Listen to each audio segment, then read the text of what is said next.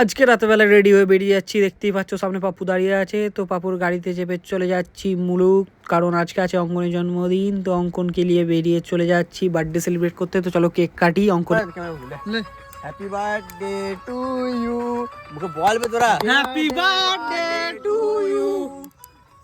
Happy birthday ভাই।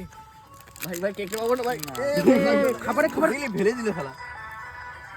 Hello ভাই, আমি কেক খাই না ভাই। ভাই আমি চললাম তাহলে। বার্থডে সেলিব্রেট করার পর চলে এসেছিলাম ওয়েস্টার রেস্টুরেন্টে। তো এখানে সেই ভিতরে আমাদের খাবার আগে থেকে অর্ডার দেওয়া ছিল, তাই আমরা কিছু অর্ডার দেওয়ার দরকার পড়েনি। তো ঢুকেই চলে এসেছিলো কুলচা, তার সাথে চানা। এটা খাওয়ার পর চলে এসেছিলো ফ্রায়েড রাইস, আর তার সাথে এসেছিলো চিলি চিকেন। দেখতেই পাচ্ছ এটা কুলচা, আর ওই ফ্রায়েড রাইস চিলি চিকেন দেখতে পাচ্ছ। তো এগুলা খাওয়ার পর ফিনিশিং টাচের জন্যে দিয়েছিল পাঁপড়। তো অঙ্গন বলছে পাঁপড়টা দেখা, তাই পাঁপড়টা দেখিয়ে দিলাম, এই পাঁপড়।